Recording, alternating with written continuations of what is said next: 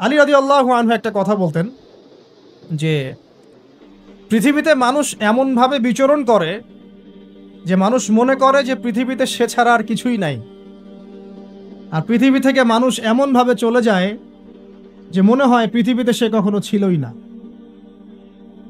এটা আলী ইবনে আবি তালেব রাদিয়াল্লাহু আনহুর কথা। কত গভীর কথা চিন্তা করছেন। পৃথিবীতে যখন মানুষ বসবাস করে তখন মানুষের কাছে মনে হয় যে দুনিয়াটা আমাদেরই, দুনিয়াতে আমরা ছাড়া কিচ্ছু নাই, সব কিছু আমাদের, এই দুনিয়ার মালিক আমরাই।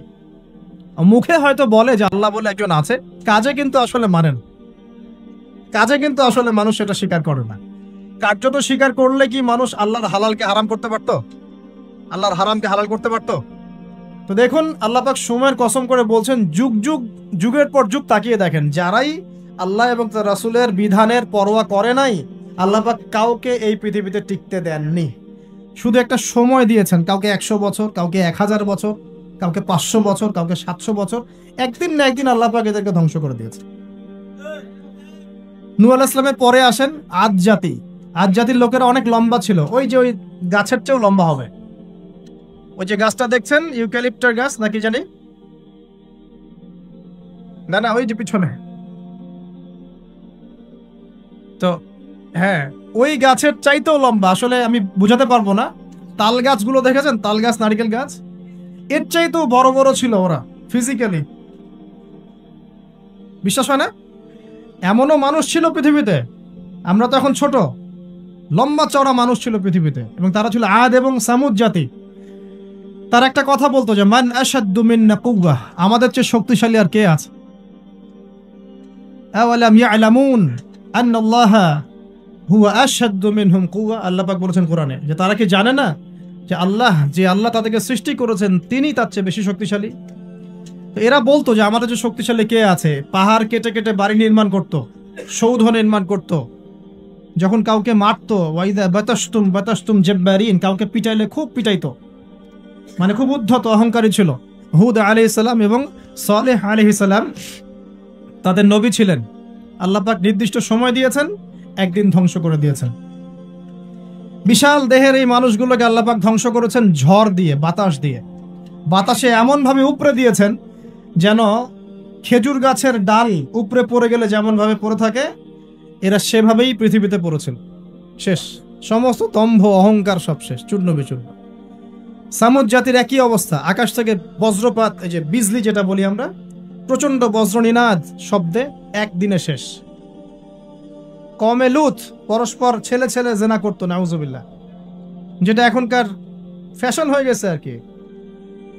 হ্যাঁ, আজকে দেখলাম একটা নিউজ, যে আমি আসলে নিউজ দেখতে খুব পছন্দ করি, যে একটা স্কুলের টিচার, সে নিজেও সমকামী, সে শিক্ষার্থীদেরকে পড়াচ্ছে, সে নিজেও সমকামী। তাকে সরিয়ে দেওয়ার জন্য শিক্ষার্থীরা আন্দোলন করছে। এখন এদের সংগঠনও আছে, এদের পতাকা আছে, এদের ম্যাগাজিন আছে, এরা মানবতার কথা বলে, এরা বলে যে বাক স্বাধীনতার কথা বলে। আগে ওই উইকিপিডিয়া ঘাটলে দেখবেন, আগে দেখা যেত যে সমকামিতাকে একটা রোগ বলতো মানুষ, যেটা মানসিক রোগ ইত্যাদি। এখন উইকিপিডিয়া ঘেটে দেখবেন, এখন এটাকে বলে এটা হচ্ছে বাক স্বাধীনতা। মানে বাক স্বাধীনতা, আপনি চাইলে একটা ছেলেকেও বিয়ে করতে পারেন, মেয়েকেও করতে পারেন। তো লূত আলাইহিস সালামের কওম এই কাজটা করতো। এমনই অসভ্য কওম ছিল যে দুইজন ফেরেশতাকে আল্লাহ পাক দুইজন মানে তরুণ যুবকের রূপে পাঠিয়েছেন। দুজন ফেরেশতার নাম, একজন জিবরাইল আলাইহিস সালাম, একজনের নাম মিকাইল আলাইহিস সালাম। দুইজনকে পাঠিয়েছেন ওদেরকে ধ্বংস করার জন্য, কিন্তু ফুটফুটে সুদর্শন তরুণের রূপে আর কি। তো তারা এসে আশ্রয় নিয়েছেন লূত আলাইহিস সালামের বাসায়।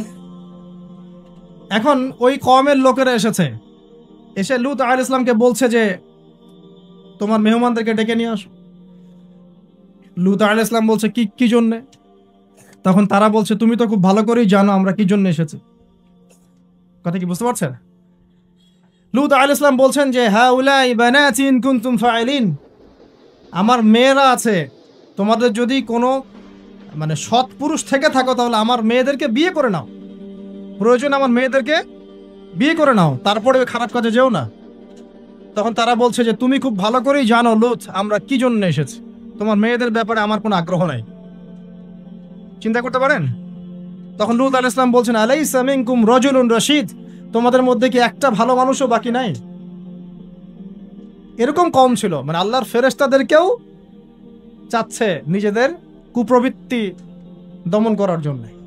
আল্লাহ পাক ওই জাতিটাকে এমন ভাবে ধ্বংস করেছেন।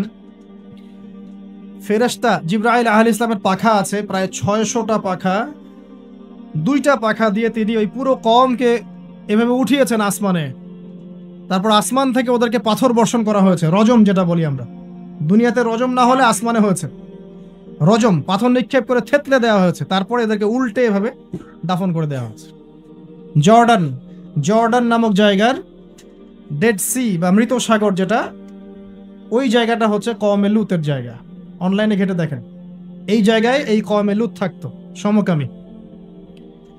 এখন এটা মুহাম্মদ সাল্লাল্লাহু আলাইহি ওয়াসাল্লাম নিজেও বলছেন যে আমি আমার উম্মতের উপরে যে কয়টা বিষয় বেশি ভয় করি তার মধ্যে একটা হচ্ছে গোপন শিরক, একটা হচ্ছে লোক দেখানো আমল, একটা হচ্ছে এই উম্মতের এক শ্রেণীর আলেম তারা সমাজে ফিতনা সৃষ্টি করে বেড়াবে এবং আসমানের নিচে এরা সবচেয়ে নিকৃষ্ট শ্রেণীর মানুষ হবে। আমি ভয় করি আমার উম্মত মূর্তি পূজারী হয়ে যাবে এবং আমি ভয় করি আমার উম্মতের মধ্যে সমকামিতা ছড়িয়ে পড়ছে না, এখন পড়ছে। খুব সতর্ক সাবধান থাকবে। এটা ছড়িয়ে পড়ার মূল কারণ কি? খুব কমন প্রশ্ন, আসলে কারণের দিকে আসেন, কারণটা ফাইন্ড আউট করি। জেনা যে ছড়িয়ে পড়ছে আর পরকীয়া যে ছড়িয়ে পড়ছে, সমকামিতা ছড়িয়ে পড়ছে, এর কারণটা কি? কি কারণ? আজকে থেকে 50 বছর আগে তো এমন ছিল না। লাস্ট 50 বছরে কি হচ্ছে, মানে এটা ছড়িয়ে পড়ছে, কারণটা কি? 1 নাম্বার কারণ হচ্ছে ফ্রি মিক্সিং, মানে ছেলে মেয়ের অবাধ বিচরণ। এটা 1 নাম্বার কারণ। আগে যত বেশি পর্দা রেস্ট্রিক্টেড ছিল তত বেশি এখান থেকে মানুষ সেফ ছিল। 2 নাম্বার কারণ হচ্ছে যে যৌন শিক্ষার নামে আমরা মানুষকে নগ্নতা শিখাচ্ছি। 3 নাম্বার কারণ হচ্ছে প্রত্যেক প্রিন্ট এবং ইলেকট্রনিক মিডিয়া যৌনতার সুরসুরি দিচ্ছে। আর তার চেয়ে বড় 4 নাম্বার কারণ হচ্ছে পর্নোগ্রাফি। এটা সবার মোবাইলে এখন ফ্রি অ্যাক্সেস। যে কেউ ইচ্ছা, আলেম হোক আর জালেম হোক আর যেই হোক না কেন, সবাই বাসায় গিয়ে চুপচুপ করে পর্নোগ্রাফি দেখতে পারে। এবং যখন এটাতে মানুষ আসক্ত হয়ে যায় তখন ভিতর থেকে সে পশু হয়ে যায়। নিজের মেয়ের সাথে জেনা করতেও তার বুক কাঁপবে না। আপনি কি জানেন এখন অনেক পিতা বেরিয়েছে যারা নিজের মেয়ের সাথে জেনা করছে? খবর দেখেছেন? এটা কিভাবে সম্ভব? পর্নোগ্রাফির মধ্য দিয়ে সম্ভব। পর্নোগ্রাফি দেখতে দেখতে দেখতে দেখতে এগুলোকে মানুষের কাছে কমন মনে হচ্ছে, স্বাভাবিক। তখন কোনো মেয়ের দিকে আর সম্মানের চোখে মানুষ তাকাতে পারছে না। একটা মেয়ের দিকে সম্মানের দৃষ্টিতে মানুষ আর তাকাতে পারছে না। আর মেয়েরাও যে খুব ভালো তা না। ম্যাক্সিমাম মেয়ে দেখা যায় বেপর্দায় চলে। ওরা পছন্দ করে কেউ ওদেরকে ইপ্রিজিং করুক, কেউ একটু লাভ লেটার দিক, কেউ টিকটক একটু নক করুক, কেউ মেসেঞ্জারে নক করুক। অনেক মেয়েরা তো অনেক বদ। এখন ভালো মেয়ে খুঁজে পাবেন কোথায়? খুবই রেয়ার। ভালো মেয়ে খুঁজে পাওয়া খুবই রেয়ার। যদি আপনি নিজে পবিত্র না থাকেন, আপনি পবিত্র মেয়ে খুঁজে পাবেন না। প্রিয় দিনী ভাই, আপনি যদি নিজে পবিত্র না থাকেন, আপনি পবিত্র মেয়ে খুঁজে পাবেন না। বড় বড় শহরগুলোতে গিয়ে দেখেন, শপিং মলগুলোতে গিয়ে দেখেন, শপিং মল, ইউনিভার্সিটিজ, মেগা সিটিজ গুলোতে গিয়ে দেখেন, মেয়েদের গেট আপ গুলো দেখেন। বলবে যে হুজুর আপনারা এগুলো দেখেন? জি না, আমরা দেখি না, বাট আমাদের চোখের সামনে পড়ে যায়। আর চোখের সামনে যখন পড়ে যায় তখন তো আমরা চোখ বন্ধ করে হাঁটতে পারবো না। মনে করেন আমি কার ড্রাইভ করছি, এমনকি আমি চোখ বন্ধ করে ড্রাইভ করবো? সামনে কেউ পড়ে গেলে বলবেন হুজুর আপনার দৃষ্টি খারাপ। কি ফাইজলামি শুরু করছে! ডানে বামে চারপাশে যখন মেয়েরা এভাবে নগ্ন হয়ে ঘুরবে, আমি কি চোখ বন্ধ করে আকাশের দিকে তাকায় গাড়ি চালাবো? না আকাশের দিকে তাকায় হাঁটবেন, নাকি মাটির তলে তাকায় হাঁটবেন? কি করব? তো এগুলো হচ্ছে এক শ্রেণীর বুদ্ধি প্রতিবন্ধী আছে, নাস্তিকতায় বিশ্বাসী, এদের খোরা যুক্তি এগুলা। তুমি সারা দেশে এরকম নগ্নতা ছড়িয়ে বেড়াবা আর বলবা যে তোমাদের মানসিক সমস্যা, হ্যাঁ তোমাদের মনের সমস্যা, রোগটা তোমাদের মনে। আশ্চর্য বিষয়। সুবহানাল্লাহ। তো যেটা বলছিলাম ভাই, এগুলোর কারণটার দিকে আসেন। মূল কারণটা কিন্তু এইগুলা, ফ্রি মিক্সিং। আপনার মিডিয়াগুলোর মধ্য দিয়ে এইভাবে অবাধে দেদারসে যৌনতার প্রদর্শনী, বিভিন্ন মুভিজ অ্যান্ড ফিল্মস, এই যে সিরিয়াল, এইগুলা, এমন কিছু মিডিয়া যেগুলো আমাদেরকে যৌনতা শিখাচ্ছে, এবং পর্নোগ্রাফি, এগুলো সবকিছু যখন একত্রিত হয়েছে তখন দেখবেন সমাজের মধ্যে যৌনতা বেড়েছে, জেনা বেড়েছে, ধর্ষণ বাড়ছে, তারপরে পরকীয়া বাড়ছে, এবং এগুলো এখন নর্মাল হয়ে গেছে। মানে এগুলো নর্মাল, মানুষ সবাই মেনে নিছে যে এটা হয়, এমনই আসো। ধর্ষণ দিনে 4-5টা হয়, হ্যাঁ, রেপ এটা হতেই পারে, জেনা ছেলে মেয়ে একটা আপোষের সম্মতিতে প্রেম করছে, জেনা করছে, এটা তো সমস্যার কিছু নাই, এটা বাক স্বাধীনতা, এটা মানুষ মনে করে এখন। হ্যাঁ, দুজন যদি পরস্পর সম্মতিতে জেনা করে এটাকে পাপ মনে করা হচ্ছে না এখন আর। আপনার কথা কি মাথার উপরে আছে? একজন ছেলে একজন মেয়ে যদি সম্মতিতে জেনা করে এটাকে পাপ মনে করা হচ্ছে না, জোর করে করলে তখন পাপ মনে করা হচ্ছে। এবং দেখা যায় অনেক পরিবার, আপনি জরিপ করে দেখেন, ম্যাক্সিমাম পরিবারে এখন পরকীয়া ঢুকে গেছে। স্বামীকে নিয়ে স্ত্রী সন্তুষ্ট না, স্ত্রীকে নিয়ে স্বামী সন্তুষ্ট না, চলছে। আবার যদি কেউ অনেস্টলি একাধিক বিয়ের দিকে যায় তখন তাকে আবার সমাজের দিকে খারাপ চোখে দেখা হচ্ছে। দেখা যাবে একটা স্ত্রী আছে বাসায়, কিন্তু বাইরে 10টা মেয়ের সাথে টাঙ্কি মেরে বেড়ায়, কোনো সমস্যা নেই, 10টা মেয়ের সাথে জেনা করে বেড়ায়, কোনো সমস্যা নেই। কিন্তু একটা মেয়েকে যদি বিয়ে করে তাকে ভরণ পোষণ, তার রেসপন্সিবিলিটি, তার গার্ডিয়ানশিপ, তাকে সম্পত্তির অধিকার, যৌন অধিকার সবকিছু দেওয়ার চেষ্টা করে, তখন সমাজের মানুষ বাঁকা চোখে তাকায় না। এটা কোন যুগে আছেন? এটা আইয়ামে জাহিলিয়াত চলছে এখন। আমরা মক্কাকে আইয়ামে জাহিলিয়াত মনে করেন? মক্কার জাহিলিয়াতের চেয়ে 1000 গুণ বেশি জাহিলিয়াত এখনকার বিশ্বে আছে। কেউ চ্যালেঞ্জ করলে আমার সাথে ডিবেট করতে বলেন, আমি প্রমাণ করে দিব যে মক্কার জাহিলিয়াতের চাইতে 1000 গুণ বেশি জাহিলিয়াত এই যুগে আছে। তবে শর্ত হচ্ছে এই জাহিলিয়াত প্রমাণ করতে হবে শুধু কোরআন এবং হাদিসের চোখ দিয়ে, অন্য কোনো চোখ দিয়ে চলবে না। তো এই সব কিছুর উপরে আবার একটা বিষয় আছে, সেটা হলো সবসময় আইনের সুশাসন নিশ্চিত হচ্ছে না। সব ধর্ষকের বিচার হচ্ছে না, সব জেনাকারের বিচার হচ্ছে না, মাদক দ্রব্য সবার বিচার হচ্ছে না। বিচার হলে আইনের ফাঁকফোকর দিয়ে বেরিয়ে যাচ্ছে। আর সিস্টেম করা আছে, ওখানে একটু খাওয়াবেন, তার নিচে একটু খাওয়াবেন, তারপর এখানে একটু খাওয়াবেন, আস্তে আস্তে সব খুলে যাবে।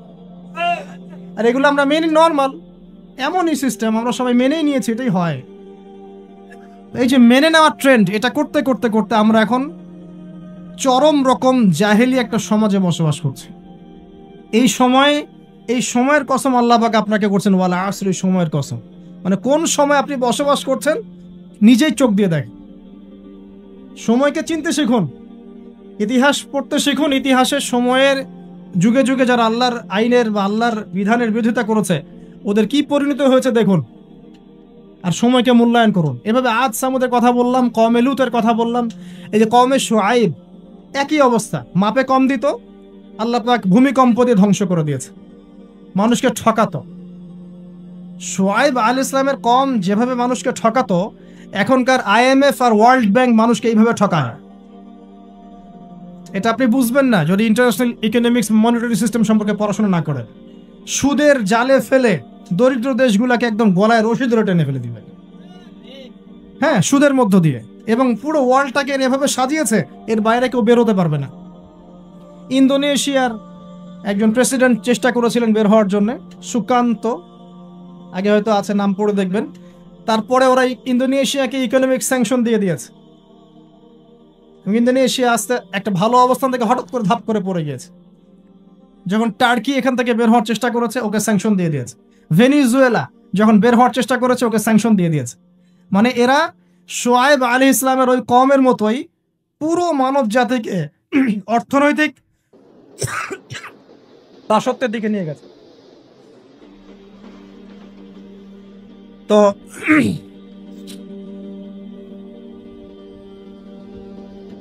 তারপরে আসুন সামনে যাই, ঠিক আছে বসে। শুআইব আলাইহিস সালামের কওমের পরে কি? ফিরআউনের কওম, মুসা আলাইহিস সালাম। ফিরআউন ছিল বিশ্বের সবচেয়ে প্রতাপশালী নেতা, যে নিজেকে এক পর্যায়ে বলেছিল যে আনা রব্বুকুমুল আ'লা, আমি তোমাদের মহান রব, তাই না? সে বলেছিল যে আমি তোমাদের জন্য যা ভালো মনে করি আমি তাই করি, এবং আমি তোমাদেরকে সরল পথ দেখাই। এটা ফিরআউনের স্টেটমেন্ট, এটাও কিন্তু ফিরআউনের স্টেটমেন্ট। তো সে নিজেকে এক পর্যায়ে রব দাবি করে, এবং আল্লাহ পাক তাকে ক্ষমতা দিয়েছিলেন, দীর্ঘ হায়াত দিয়েছিলেন, ওকে জুলুমের ক্ষেত্রে আল্লাহ পাক অবকাশ ছাড় দিয়েছিলেন। এক পর্যায়ে সে মনে করলো যে তাকে ধরার কেউ নাই।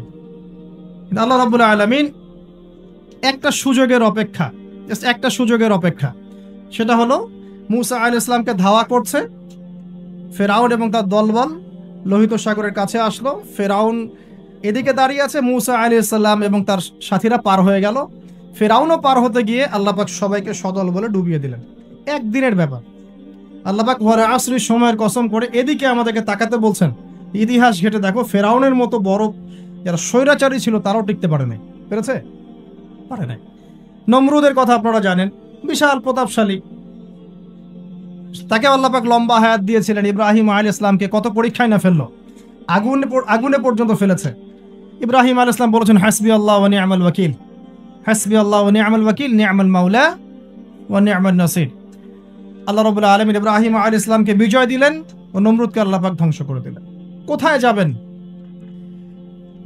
আসরের সালাত এর পরে আমরা যারা বসেছি, এই সময়টা কিন্তু বরকতময়। আল্লাহ রাব্বুল আলামিন পবিত্র কুরআনুল কারীমে সূরাতুল আসর নামে একটা সূরা নাযিল করেছেন। আল্লাহ রাব্বুল আলামিন অত্র সূরায় বলেছেন, বা'দা আউযু বিল্লাহি মিনাশ শাইতানির রাজীম ওয়াল আসরি, সময়ের কসম বা সময়ের শপথ। এখানে আসরের ওয়াক্ত অর্থ হতে পারে, মহাকাল অর্থ হতে পারে, সময় অর্থ হতে পারে। তো সবচেয়ে বেশি তাফসীরের কিতাবে যে অর্থটা এসেছে সেটা হলো মহাকালের কসম, সময়ের কসম। সময়ের শপথ করে আল্লাহ পাক বলছেন, ইন্নাল ইনসানা লাফি খুসর, নিঃসন্দেহে এই পুরো মানব জাতি ক্ষতির মধ্যে আছে। আল্লাহ পাক মানুষ এবং জিনকে সৃষ্টি করেছেন শুধুমাত্র তার ইবাদত করার জন্য।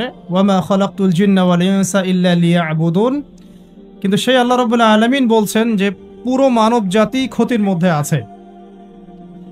ইল্লাল্লাযীনা আমানু, তবে মানব জাতির মধ্যে তারা ক্ষতিমুক্ত থাকবে যারা কিনা ঈমান এনেছে, এক নাম্বার।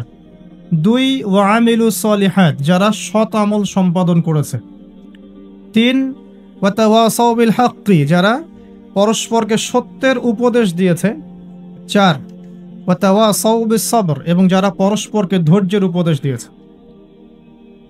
আল্লাহ সুবহানাহু ওয়া তাআলা এখানে বলছেন সময়ের কসম করে পুরো মানব জাতি ক্ষতির মধ্যে আছে। ইহকালেও ক্ষতির মধ্যে আছে, পরকালেও ক্ষতির মধ্যে আছে। তবে চারটা গুণাবলী যারা অর্জন করতে পেরেছে, তার উপর ইস্তেকামাহ বা দৃঢ় থাকতে পেরেছে, তারা ইনশাআল্লাহ তাআলা দুনিয়ার ক্ষতি এবং পরকালের ক্ষতি উভয় ক্ষতি থেকেই মুক্ত থাকবে ইনশাআল্লাহ আযজা ওয়া জাল। সে চারটা গুণাবলীর এক নাম্বার হচ্ছে ঈমান, দুই নাম্বার নেক আমল, সৎ আমল, তিন নাম্বার সত্যের উপদেশ, হকের দাওয়াত, এবং চার নাম্বার ধৈর্য বা সবর। দেখুন, আল্লাহ রাব্বুল আলামিন সময়ের কসম করে আপনাকে আমাকে কয়েকটা মেসেজ দিয়েছেন। এক নাম্বার হচ্ছে সময় আমাদের জীবনে খুব গুরুত্বপূর্ণ। আমাদের জীবনের সবচাইতে গুরুত্বপূর্ণ বিষয়টার নাম হচ্ছে সময়, যে বিষয়ে বর্তমান জেনারেশনের খুব একটা মাথা ব্যথা কাজ করে না। কোনো ব্যক্তি যদি তার হায়াতের, তার সময়ের মূল্য বুঝতে পারে প্রকৃত অর্থেই, সে কি কখনো ঘন্টার পর ঘন্টা রাস্তাঘাটে আড্ডা মারতে পারে? অনলাইনে সময় নষ্ট করতে পারে? চায়ের দোকানে আড্ডা পিটাতে পারে? বান্ধবীর পিছনে সময় ব্যয় করতে পারে? টিকটক নিয়ে ব্যস্ত থাকতে পারে? সময়ের মূল্য যে ব্যক্তি বোঝে সে কি কখনো এই কাজগুলো করতে পারে?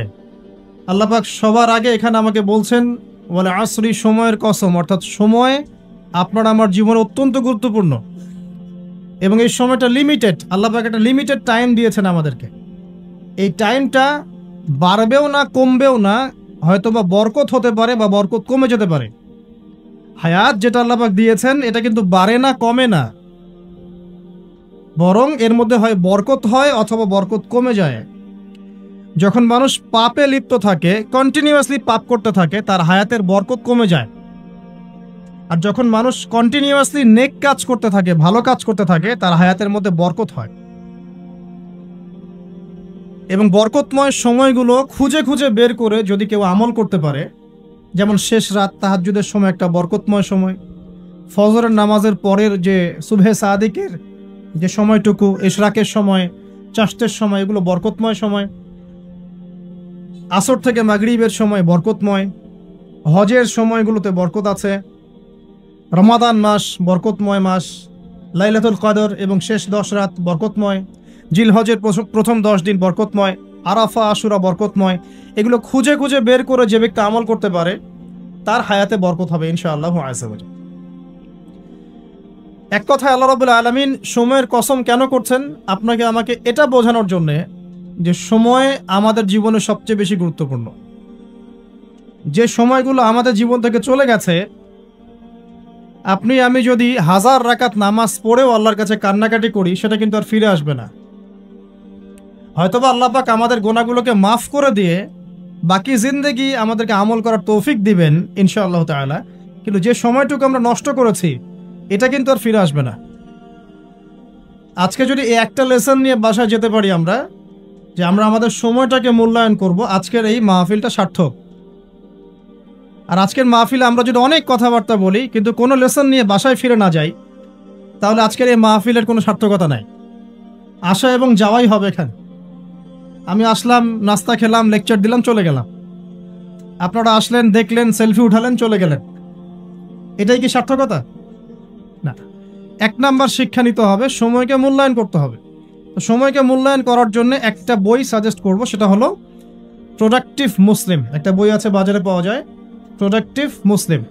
এই বইটার মধ্যে আপনি দেখবেন 24 ঘন্টা কিভাবে আপনি রাসূল সাল্লাল্লাহু আলাইহি ওয়াসাল্লামের সুন্নাহ মতো কাটাবেন, এটা লেখা আছে। এছাড়া আর অনেক অনেক বই আছে, তবে এই বইগুলো ইয়াং জেনারেশনরা বেশি পছন্দ করে। প্রোডাক্টিভ মুসলিম মানে কি? মানে হচ্ছে 24 ঘন্টাকে সে এমনভাবে ব্যালেন্স করবে যার মধ্যে তার পড়াশোনা, তার ইবাদত, তার তেলাওয়াত, তার জিকির আজগার, তার বাজারঘাট, তার ব্যবসা বাণিজ্য, তার পরিবার, সব কিছু ব্যালেন্স করা যায়। ইসলামে তো বৈরাগ্যবাদের সুযোগ নাই। সারাদিন খালি নামাজই পড়বো, এর নাম তো ইসলাম নয়।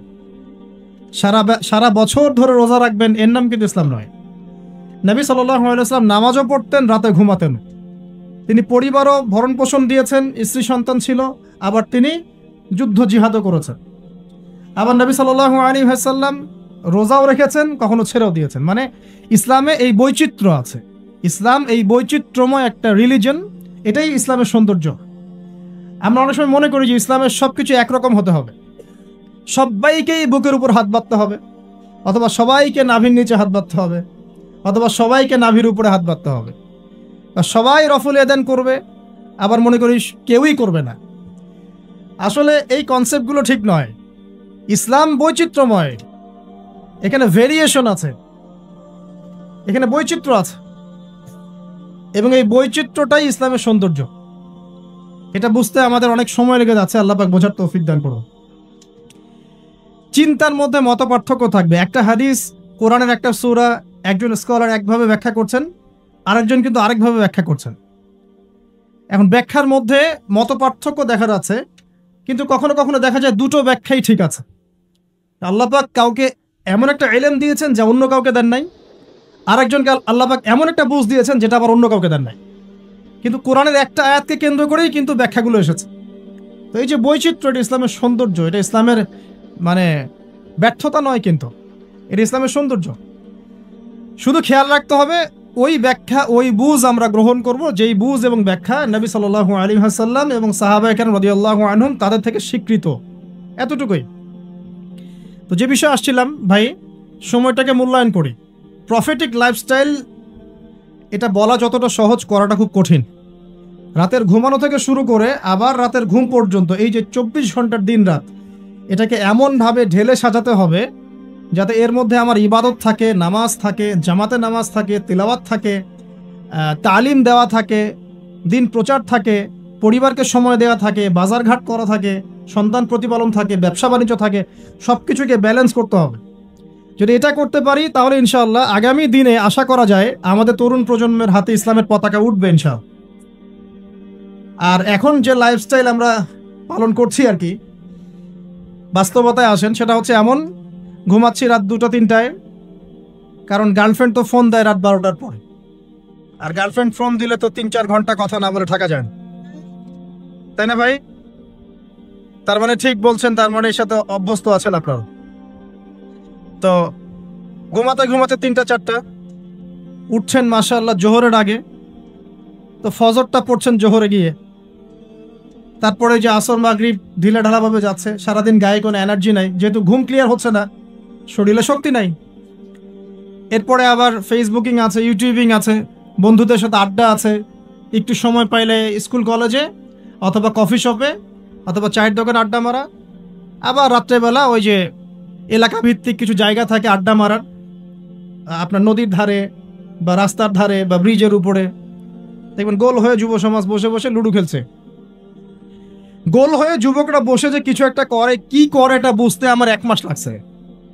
আমি অনেককে প্রশ্ন করছিলাম যে আসলে ওরা করে কি, যে গোল হয়ে যে বসে থাকে মাঝখানে একটা জিনিসের দিকে তাকায় আছে, কি করে আসলে। পরে একদিন নিজেই গিয়ে দেখলাম আসলে কি করে। ভাই কি করো? ওই যে ভাই ইতস্তত বোধ করছে যে আপনি, আপনার ভিডিও আমরা ইউটিউবে শুনি, আপনি সেই ব্যক্তি না? যে হ্যাঁ আমি সেই ব্যক্তি। কি করো তোমরা? তো বলছে যে আমরা ভাই লুডো খেলছিলাম। তো ওখানে যে লুডো খেলে এটা আমরা বুঝতে পারি নাই। আমি অনেস্টলি বলছি যে টিকটক বলে যে কিছু একটা আছে, এটা আমি জানতাম না এতদিন। এটার নামে কোন অ্যাপস আছে এটা আমার জানাই ছিল না, শুধু ফেসবুক এবং ইউটিউবিং জানতাম। তো দেখেন আমরা সময়গুলো প্র্যাকটিক্যালি এভাবে নষ্ট করছি। তো যদি প্রফিটিক লাইফস্টাইলে না আসতে পারি, তাহলে আল্লাহ পাকের যে শপথ ওয়াল আসরি, সময়ের কসম, এখান থেকে কোনো শিক্ষা আমরা অর্জন করতে পারছি না। 2 নম্বরে যাওয়ার আগে আল্লাহর কাছে ওয়াদা করি যে আজকে থেকে ইনশাআল্লাহ তাআলা যতদিন আল্লাহ পাক বাঁচিয়ে রাখবেন, ইনশাআল্লাহ তাআলা দেশের প্রেক্ষাপট যেমনই হোক, বিশ্বের প্রেক্ষাপট যেমনই হোক, ঠিক আছে, দেশে মহামারী নেমে আসুক, দুর্ভিক্ষ নেমে আসুক, কি হয় হোক, 24 ঘন্টার প্রফিটিক লাইফস্টাইল আমি মেনে চলবো ইনশাআল্লাহ।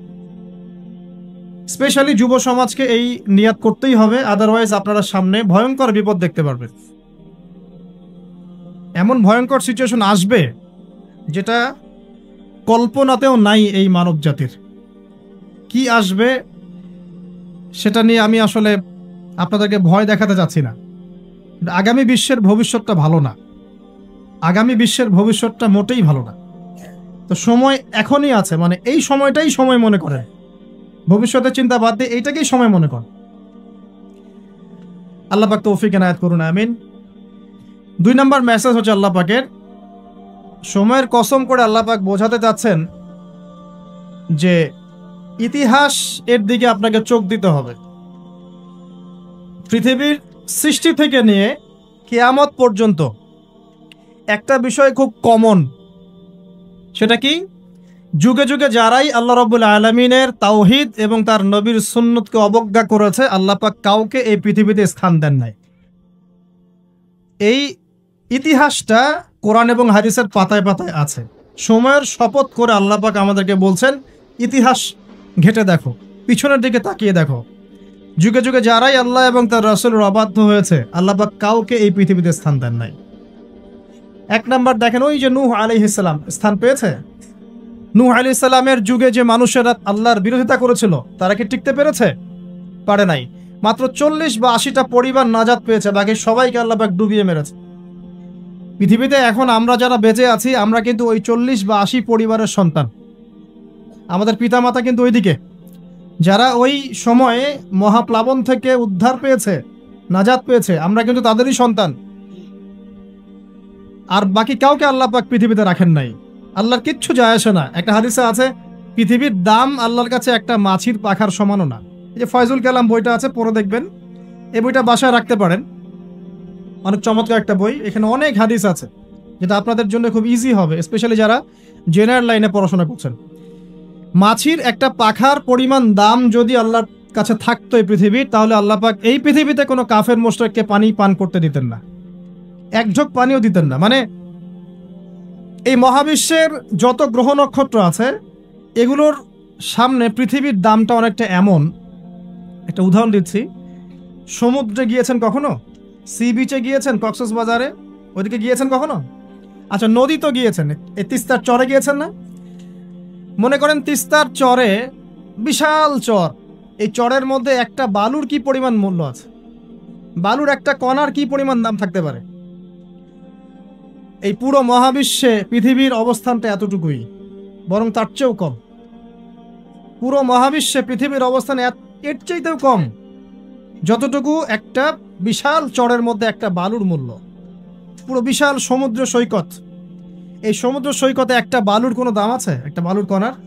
ওটা থাকলেই কি না থাকলেই কি? পৃথিবীর অবস্থানটা ঠিক এমন মহাবিশ্বে। ওই পৃথিবীতেই আমরা এখন বসবাস করছি, আর আমরা মনে করছি যে আমরা পৃথিবীতে চিরস্থায়ী হব, এই দুনিয়াটা আমাদের, এখানে যা ইচ্ছা আমরা তাই করব, এখানে পলিটিক্স করলে যা ইচ্ছা তাই করব, এখানকার অর্থনৈতিক দায়িত্ব পাইলে যা ইচ্ছা তাই করব, এখানকার সামাজিক নেতৃত্ব পাইলে যা ইচ্ছা তাই করব, হ্যাঁ, এখানকার ধর্মীয় নেতৃত্ব পাইলে যা ইচ্ছা তাই করব। আমাদের ভাবটা এখন এমন। অথচ পৃথিবীর মূল্য আল্লাহর কাছে একটা বালুর পরিমাণও না, একটা মাছির পাখার পরিমাণও না। তো আলী রাদিয়াল্লাহু আনহু একটা কথা বলতেন যে পৃথিবীতে মানুষ এমনভাবে বিচরণ করে যে মানুষ মনে করে যে পৃথিবীতে সে ছাড়া আর কিছুই নাই, আর পৃথিবী থেকে মানুষ এমনভাবে চলে যায় যে মনে হয় পৃথিবীতে সে কখনো ছিলই না। এটা আলী ইবনে আবি তালেব রাদিয়াল্লাহু আনহুর কথা। কত গভীর কথা, চিন্তা করছেন? পৃথিবীতে যখন মানুষ বসবাস করে তখন মানুষের কাছে মনে হয় যে দুনিয়াটা আমাদেরই, দুনিয়াতে আমরা ছাড়া কিচ্ছু নাই, সবকিছু আমাদের, এই দুনিয়ার মালিক আমরাই। মুখে হয়তো বলে যে আল্লাহ বলে একজন আছে, কাজে কিন্তু আসলে মানেন, কাজে কিন্তু আসলে মানুষ সেটা স্বীকার করে না। কার্যত স্বীকার করলে কি মানুষ আল্লাহর হালালকে হারাম করতে পারতো? আল্লাহর হারামকে হালাল করতে পারতো? একজনকে দেখলাম বলছে যে মেয়েদের ড্রেস কতটুকু লম্বা হবে, কতটুকু খাটো হবে, ঢিলাঢালা হবে কিনা, শালীন হবে কিনা, এইসব নিয়ে কথাবার্তা বলার সময় নাই এখন। এখন যুগটা এগিয়ে যাওয়া। তো যুগটা কি নগ্ন হয়ে এগিয়ে যাব? এই যুগে কি নগ্ন হয়ে এগিয়ে যাব? তো এই যে আল্লাহ পাকের বিধানের 5 পয়সা পরোয়া নাই। আল্লাহ পাক যেখানে বলছেন সূরা আহজাবে যে মেয়েদেরকে বলো হে নবী, তারা যখন বাড়ি থেকে বের হবে তারা যেন জিলবাব দিয়ে তাদের কাপড়টা, দেহটাকে ঢেকে নাই। তো আল্লাহ পাকের এই আদেশের কি দাম আছে ওর কাছে? 5 পয়সা দাম আছে? আল্লাহ পাক বলছেন সুদ খেও না, যদি সুদ খাও তাহলে আল্লাহ এবং তার রাসূলের সাথে যুদ্ধের ঘোষণা শুনে রাখ। কোনো দাম আছে আল্লাহর কথা? সুদ না খেলে এই যুগে চলে? চুরি করো না, ডাকাতি করো না, জেনা করো না, আল্লাহ পাক বলছেন। দেধারস এগুলো আমরা করছি এবং এগুলোকে স্বাভাবিকভাবে মেনে নিয়েছি, যেটা হয়। প্রত্যেকদিন খবরের কাগজ খুলবেন, দেখবেন ধর্ষণের খবর পাওয়া যাচ্ছে, পরকীয়ার খবর পাওয়া যাচ্ছে। গতকালকে একটা নিউজ দেখেছি যে মায়ের পরকীয়া দেখে ফেলায় মেয়েকে মা হত্যা করেছে। মায়ের পরকীয়া দেখে ফেলায় মেয়েকে মা শ্বাসরোধ করে হত্যা করেছে। আর কয়দিন আগে দেখলেন তো যে মাকে ছেলে আবার গুলি করে হত্যা করে। তো বলেন কোন পৃথিবীতে বসবাস করছেন? ওয়ালা আসরি দিয়ে আমি আপনাকে কি বুঝাবো? সময়ের কসম, এটার ব্যাখ্যা আমি কি করব আর আপনাকে কি বুঝাবো? এই হচ্ছে বর্তমান প্রেক্ষাপট। তো দেখুন আল্লাহ পাক সময়ের কসম করে বলছেন, যুগের পর যুগ তাকিয়ে দেখেন, যারাই আল্লাহ এবং তার রাসূলের বিধানের পরোয়া করে নাই, আল্লাহ পাক কাউকে এই পৃথিবীতে টিকতে দেননি। শুধু একটা সময় দিয়েছেন, কাউকে 100 বছর, কাউকে 1000 বছর, কাউকে 500 বছর, কাউকে 700 বছর। একদিন না একদিন আল্লাহ পাক এদেরকে ধ্বংস করে দিয়েছে। নূহ আলাইহিস সালামের পরে আসেন আদ জাতি। আদ জাতির লোকেরা অনেক লম্বা ছিল, ওই যে ওই গাছের চেয়েও লম্বা হবে। ওই যে গাছটা দেখছেন, ইউক্যালিপ্টার গাছ নাকি জানি, না ওই যে পিছনে, তো হ্যাঁ ওই গাছের চাইতেও লম্বা। আসলে আমি বুঝাতে পারবো না। তাল গাছগুলো দেখেছেন, তাল গাছ, নারিকেল গাছ, এর চাইতেও বড় বড় ছিল ওরা ফিজিক্যালি। বিশ্বাস হয় না? এমনও মানুষ ছিল পৃথিবীতে, আমরা তো এখন ছোট, লম্বা চওড়া মানুষ ছিল পৃথিবীতে, এবং তারা ছিল আদ এবং সামুদ জাতি। তার একটা কথা বলতো যে মান আশাদ্দু মিন্না কুওয়া, আমাদের চেয়ে শক্তিশালী আর কে আছে? আওয়ালাম ইয়ালামুন আন্নাল্লাহা হুয়া আশাদ্দু মিনহুম কুওয়া, আল্লাহ পাক বলেছেন কোরআনে যে তারা কি জানে না যে আল্লাহ তাদেরকে সৃষ্টি করেছেন তিনি তার চেয়ে বেশি শক্তিশালী। তো এরা বলতো যে আমাদের যে শক্তিশালী কে আছে? পাহাড় কেটে কেটে বাড়ি নির্মাণ করত, সৌধ নির্মাণ করত, যখন কাউকে মারতো ওয়াইদা বাতাসতুম জাব্বারিন, কাউকে পিটাইলে খুব পিটাইতো, মানে খুব উদ্ধত অহংকারী ছিল। হুদ আলাইহিস সালাম এবং সালেহ আলাইহিস সালাম তাদের নবী ছিলেন। আল্লাহ পাক নির্দিষ্ট সময় দিয়েছেন, একদিন ধ্বংস করে দিয়েছেন। বিশাল দেহের এই মানুষগুলোকে আল্লাহ পাক ধ্বংস করেছেন ঝড় দিয়ে, বাতাস দিয়ে। বাতাসে এমন ভাবে উপরে দিয়েছেন যেন খেজুর গাছের ডাল উপরে পড়ে গেলে যেমন ভাবে পড়ে থাকে, এরা সেভাবেই পৃথিবীতে পড়েছিল। শেষ। সমস্ত দম্ভ অহংকার সব শেষ, চূর্ণ বিচূর্ণ। সামুদ জাতির একই অবস্থা, আকাশ থেকে বজ্রপাত, এই যে বিজলি যেটা বলি আমরা, প্রচন্ড বজ্রনিনাদ শব্দে একদিনে শেষ। কমে লুত পরস্পর ছেলে ছেলে জেনা করতো, নাউজুবিল্লাহ, যেটা এখনকার ফ্যাশন হয়ে গেছে আর কি। হ্যাঁ, আজকে দেখলাম একটা নিউজ, যে আমি আসলে নিউজ দেখতে খুব পছন্দ করি, যে একটা স্কুলের টিচার, সে নিজেও সমকামী, সে শিক্ষার্থীদেরকে পড়াচ্ছে, সে নিজেও সমকামী, তাকে সরিয়ে দেওয়ার জন্য শিক্ষার্থীরা আন্দোলন করছে। এখন এদের সংগঠনও আছে, এদের পতাকা আছে, এদের ম্যাগাজিন আছে, এরা মানবতার কথা বলে, এরা বলে যে বাক স্বাধীনতার কথা বলে। আগে ওই উইকিপিডিয়া ঘাটলে দেখবেন, আগে দেখা যেত যে সমকামিতাকে একটা রোগ বলতো মানুষ, যেটা মানসিক রোগ ইত্যাদি। এখন উইকিপিডিয়া ঘেটে দেখবেন, এখন এটাকে বলে এটা হচ্ছে বাক স্বাধীনতা। মানে বাক স্বাধীনতা, আপনি চাইলে একটা ছেলেকেও বিয়ে করতে পারেন, মেয়েকেও করতে পারেন। তো লূত আলাইহিস সালামের কওম এই কাজটা করতো। এমনই অসভ্য কওম ছিল যে দুইজন ফেরেশতাকে আল্লাহ পাক দুইজন মানে তরুণ যুবকের রূপে পাঠিয়েছেন। দুজন ফেরেশতার নাম, একজন জিবরাইল আলাইহিস সালাম, একজনের নাম মিকাইল আলাইহিস সালাম। দুইজনকে পাঠিয়েছেন ওদেরকে ধ্বংস করার জন্য, কিন্তু ফুটফুটে সুদর্শন তরুণের রূপে আর কি। তারা এসে আশ্রয় নিয়েছেন লূত আলাইহিস সালামের বাসায়। এখন ওই কওমের লোকেরা এসে লূত আলাইহিস সালামকে বলছে যে তোমার মেহমানদেরকে ডেকে নিয়ে আসো। লূত আলাইহিস সালাম বলছে কি জন্য? তখন তারা বলছে তুমি তো খুব ভালো করেই জানো আমরা কি জন্য এসেছি। কথা কি বুঝতে পারছেন? লূত আলাইহিস সালাম বলছেন যে হাউলাই বানাতি ইন কুনতুম ফাইলিন, আমার মেয়েরা আছে, তোমাদের যদি কোনো মানে সৎ পুরুষ থেকে থাকো তাহলে আমার মেয়েদেরকে বিয়ে করে নাও, প্রয়োজন আমার মেয়েদেরকে বিয়ে করে নাও, তারপরে ওই খারাপ কাজে যেও না। তখন তারা বলছে যে তুমি খুব ভালো করেই জানো লূত আমরা কি জন্য এসেছি, তোমার মেয়েদের ব্যাপারে আমার কোনো আগ্রহ নাই। চিন্তা করতে পারেন? তখন লূত আলাইহিস সালাম বলছেন আলাইসা মিনকুম রাজুলুন রাশীদ, তোমাদের মধ্যে কি একটা ভালো মানুষও বাকি নাই? এরকম কম ছিল, মানে আল্লাহর ফেরেশতাদেরকেও চাচ্ছে নিজেদের কুপ্রবৃত্তি দমন করার জন্য। আল্লাহ পাক ওই জাতিটাকে এমনভাবে ধ্বংস করেছেন। ফেরেশতা জিবরাইল আলাইহিস সালামের পাখা আছে প্রায় 600টা পাখা, 2টা পাখা দিয়ে তিনি ওই পুরো কওমকে এভাবে উঠিয়েছেন আসমানে। তারপর আসমান থেকে ওদেরকে পাথর বর্ষণ করা হয়েছে, রজম যেটা বলি আমরা। দুনিয়াতে রজম না হলে আসমানে হয়েছে রজম, পাথর নিক্ষেপ করে থেতলে দেওয়া হয়েছে, তারপরে এদেরকে উল্টে এভাবে দাফন করে দেওয়া হয়েছে। জর্ডান নামক জায়গার ডেড সি বা মৃত সাগর যেটা, ওই জায়গাটা হচ্ছে কওমে লূতের জায়গা। অনলাইনে ঘেটে দেখেন, এই জায়গায় এই কওমে লূত থাকতো, সমকামী।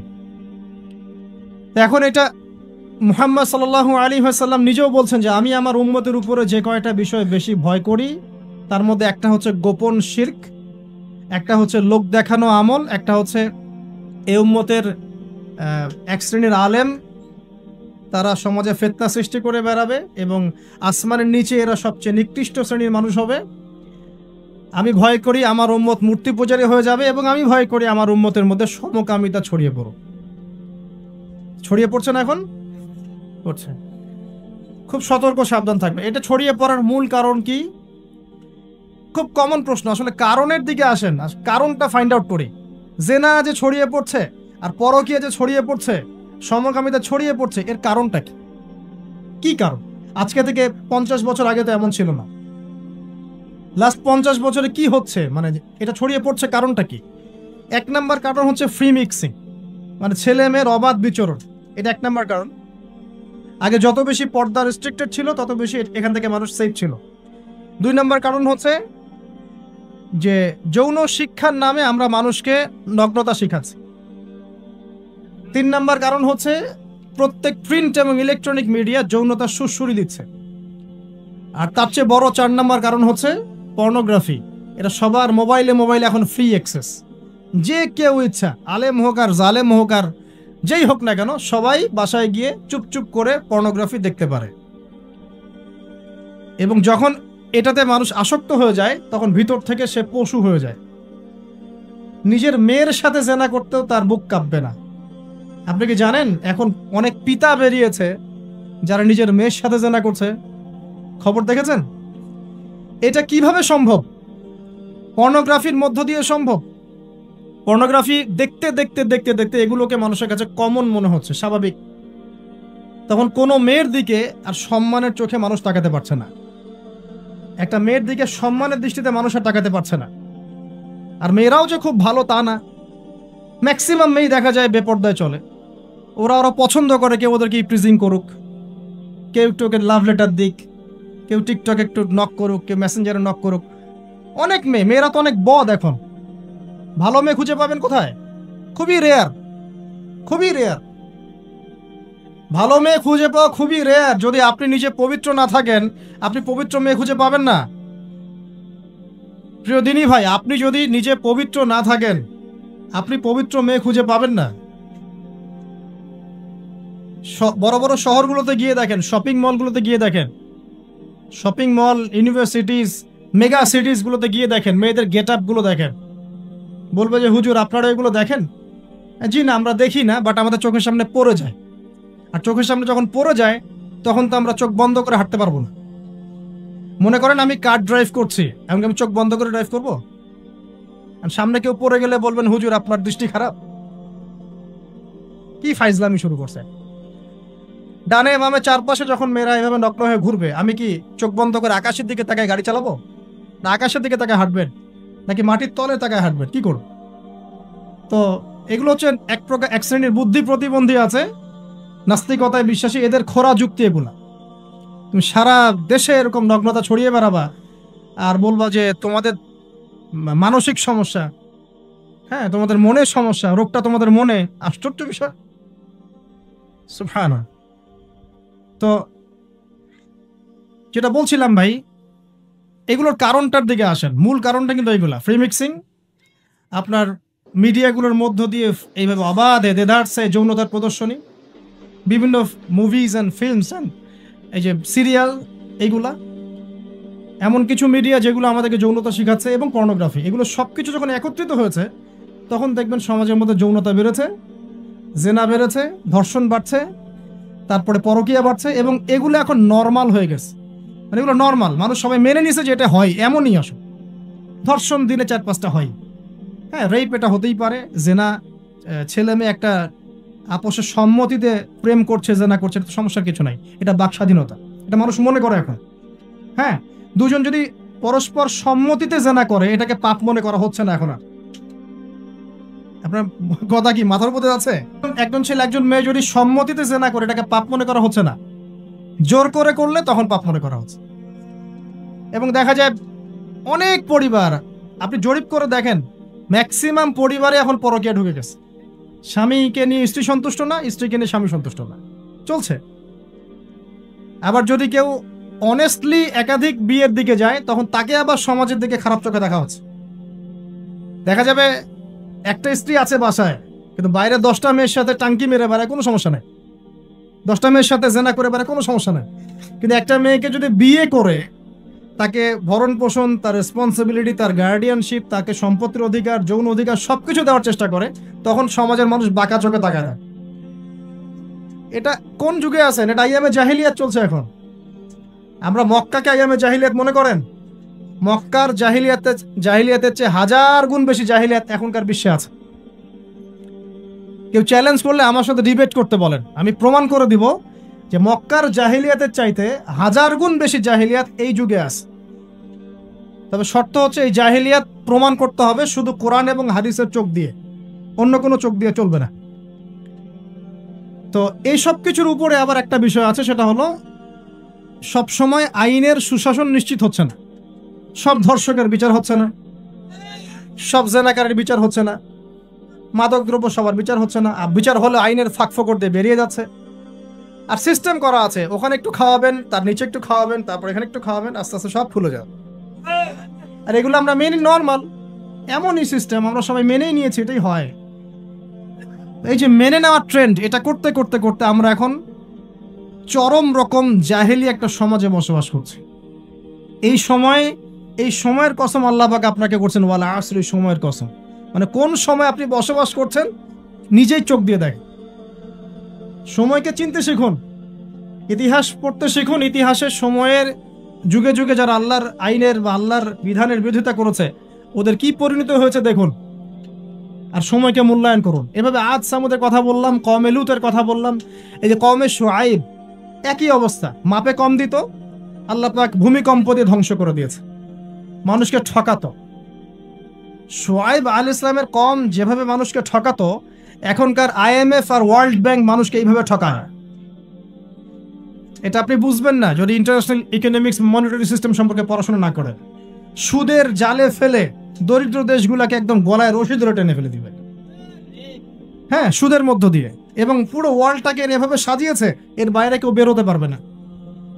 ইন্দোনেশিয়ার একজন প্রেসিডেন্ট চেষ্টা করেছিলেন বের হওয়ার জন্য, সুকান্ত, আগে হয়তো আছে, নাম পড়ে দেখবেন। তারপরে ওরা ইন্দোনেশিয়াকে ইকোনমিক স্যাংশন দিয়ে দিয়েছে। ইন্দোনেশিয়া আস্তে একটা ভালো অবস্থান থেকে হঠাৎ করে ধাপ করে পড়ে গিয়েছে। যখন টার্কি এখান থেকে বের হওয়ার চেষ্টা করেছে, ওকে স্যাংশন দিয়ে দিয়েছে। ভেনিজুয়েলা যখন বের হওয়ার চেষ্টা করেছে, ওকে স্যাংশন দিয়ে দিয়েছে। মানে এরা শুআইব আলাইহিস সালামের ওই কওমের মতোই,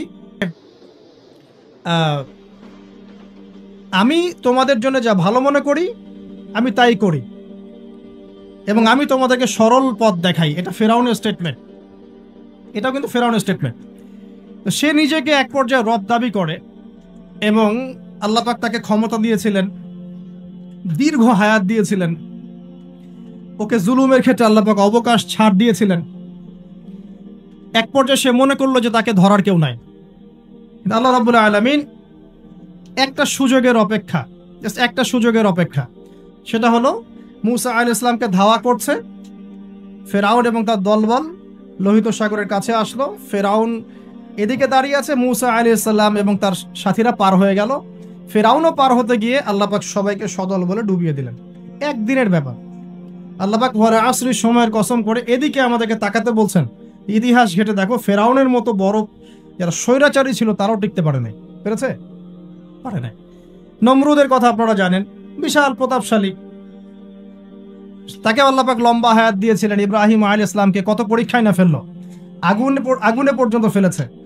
ইব্রাহিম আলাইহিস সালাম বলেছেন, হাসবি আল্লাহ ওয়া নি'মাল ওয়াকিল, হাসবি আল্লাহ ওয়া নি'মাল ওয়াকিল, নি'মাল মাওলা ওয়া নি'মান নাসির। আল্লাহ রাব্বুল আলামিন ইব্রাহিম আলাইহিস সালামকে বিজয় দিলেন ও নমরুদকে আল্লাহ পাক ধ্বংস করে দিলেন। কোথায় যাবেন? তো লম্বা করছি না, একটা বিষয়ের দিকে ফোকাস করেন।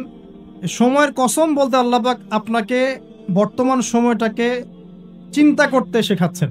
কারণ আপনি আমি যে সময় আছি সে সময় নিয়ে ভাবতে হবে। 1, 2 সময়কে মূল্যায়ন করতে হবে। 3 অতীতের সময়গুলোর দিকেও তাকাতে হবে, যে অতীতে কখন কার কি পরিণত হয়েছে, কি কারণে হয়েছে।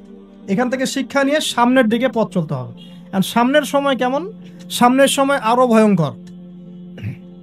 যত দিন যাবে কিয়ামতের যে আলামতগুলো বাকি আছে সেগুলো আস্তে আস্তে চোখের সামনে দেখা যাবে।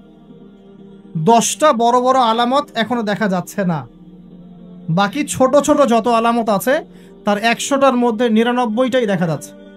সামনের সময় কেমন বলছিলাম, যে 10টা বড় বড় সাইন দেখা যাচ্ছে না, বাকি 100টার মধ্যে 99টাই দেখা যায়।